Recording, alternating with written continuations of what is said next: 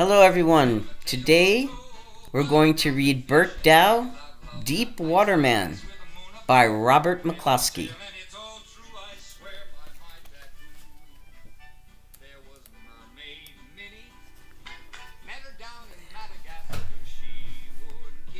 Burt Dow is an old deep water man.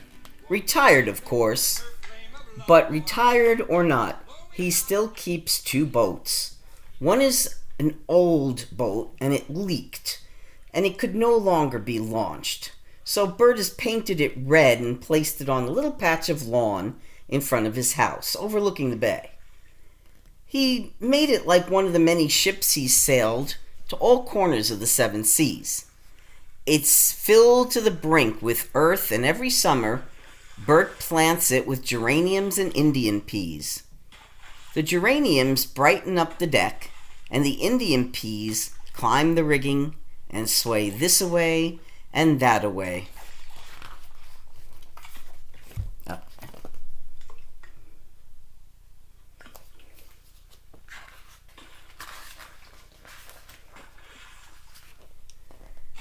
The older boat is an old boat called Tidally Idly with a make and break engine. This boat leaks too, except when it's pulled up on shore for fixing, which is most of the time. "She's a good boat," says Burt, patting her on the stern and giving her propeller an affectionate kick. "She's got a few tender places in her planking, but you can't see daylight through her nowheres." The Tidally Idly is the pride and joy of Burt's life, and between jobs for other people during the summer, he keeps her painted and patched as best he can.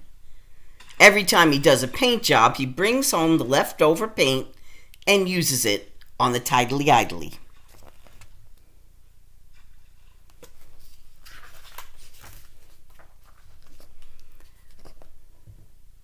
Burt Dow has a sister named Leela, who keeps house for him. She cooks lobsters and fish and clams. She feeds the cock, which is the rooster. She feeds the hens. She tends to the garden, and she helps Burt keep down the weeds in the boat with geraniums and the Indian peas. Leela is a very impatient person. Most impatient being on land or sea, says Burt, and he hustles about doing this or that so as not to keep her waiting. Mornings when the cock crows, Leela is already down in the kitchen rattling her stove lids and shouting, "Hit the deck, Burt! Time to eat!" And Burt, winking and blinking his eyelids, comes stumbling down the stairs so as not to keep Leela waiting. Preview.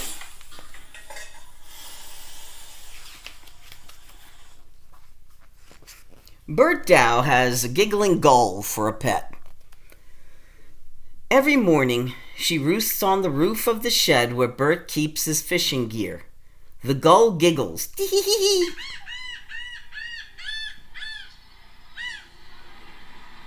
until Burt comes out and tosses her a pancake, or sometimes a piece of cinnamon toast.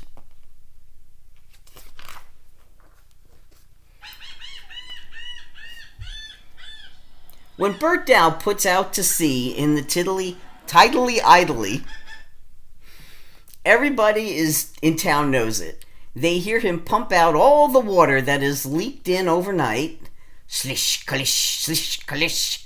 And then there's a pause while Burt checks the tenderest spot between the pink plank, the color of Ginny Poor's pantry, and the green plank, the color of the floor and doors in Doc Walton's waiting room.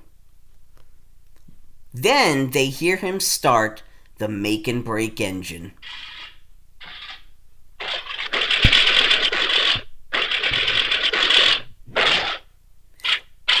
And they see him, firm hand on the boat, and the giggling gull flying along behind, heading out of the cove and going down the bay.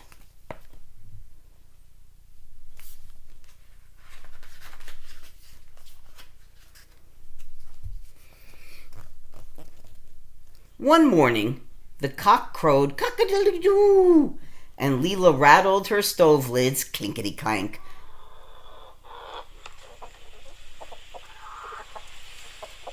Hit!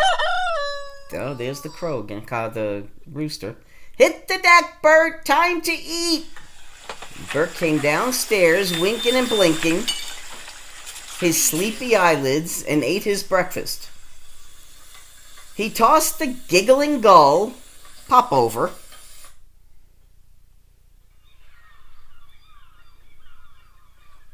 and went down to the cove to pump out the tidily-idly. He gently felt the tender spot between the pink plank and the green plank. Giggling gull, he said sadly, "'twon't be long before the tidily-idly gets planted with geraniums and Indian peas." Then he started the make-and-break engine. Clankety-clank, clankety-bang. And I think I'm here. Yeah.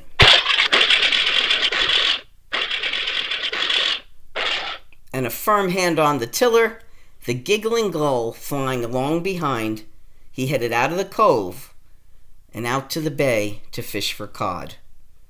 Burt kept studying the color of the sky, the color of the water, and the direction of the wind.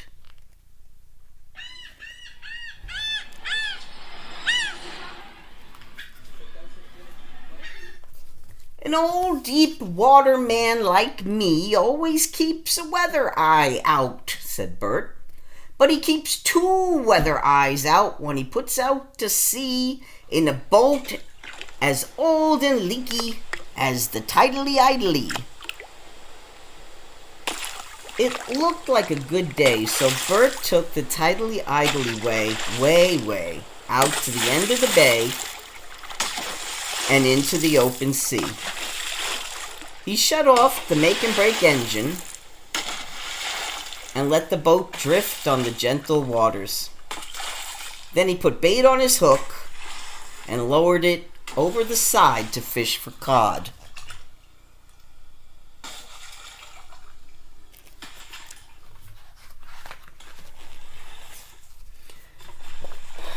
Burt didn't catch any fish, not even a teeny-weeny one.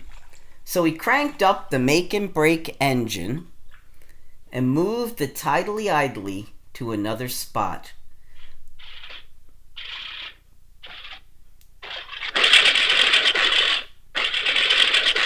But there were no fish there either. He didn't even pull up a pollock or sculpin. "There must be something down there frightening those fish," Burt confided to the giggling gull.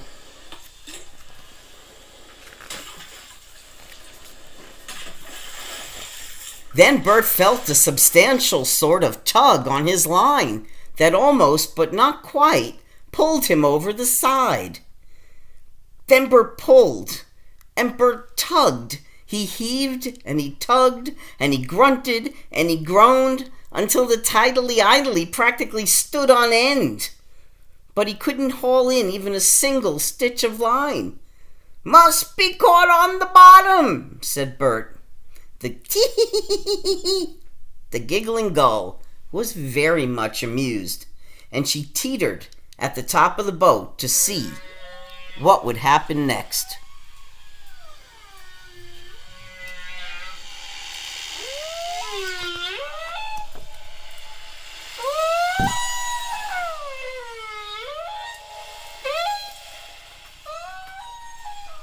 Well, Burt, so it seemed, finally got his line uncaught from the bottom, which was hauling it in a moderate sort of way, not paying much attention to see if he needed more bait.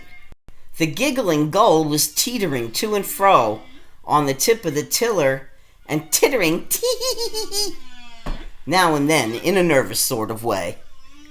She might have noticed something or other that for that particular moment hadn't come to Burt's attention. But the very next moment, it came to Burt's attention that he had pulled up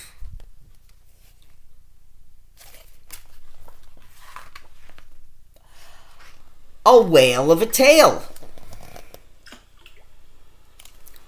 Or the tail of a whale. Or 'twas the other way around. The tail of a whale had pulled up Burt.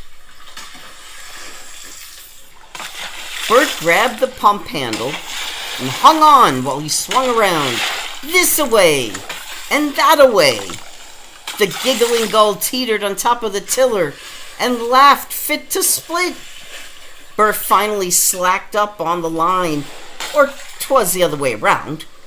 Finally, the tail slacked up on the line, but then the tail began to thrash about, this away and that away, in such a manner as to call Burt's attention to the fact that there was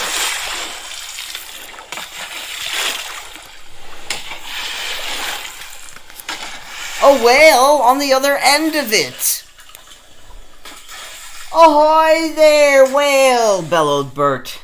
"Hold your horses! Keep your shirt on! Head into the wind and slack off from the main sheet!" The whale couldn't hear because his hearing gear was so far upwind from his steering gear that he had come afoul of Burt's cod hook. "Ahoy there, you giggling gull!" shouted Burt. "Fly away down there and tell this whale that this vessel has a couple of tender places in her planking. He's about to stave us and send the tidily-idly and all hands straight to Davy Jones' locker."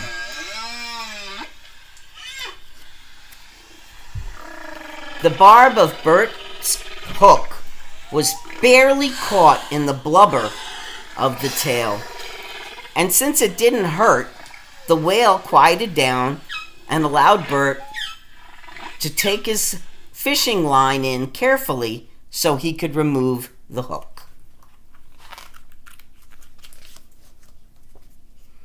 When the tail came within reach, Burt had his pliers ready, and working so carefully so as not to tickle, he snipped off the barb and eased out the hook.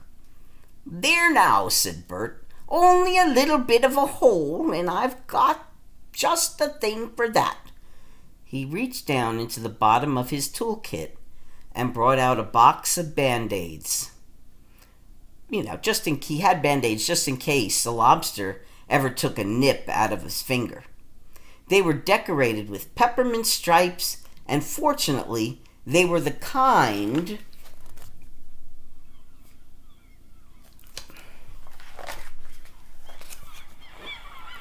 that would stick to anything, even a whale's tail.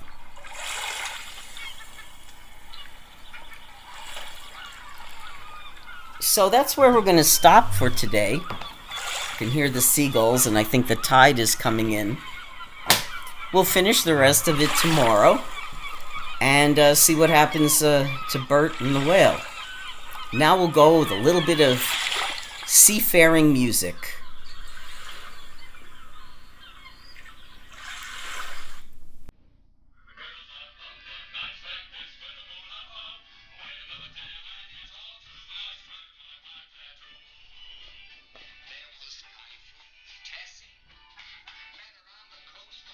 See you tomorrow.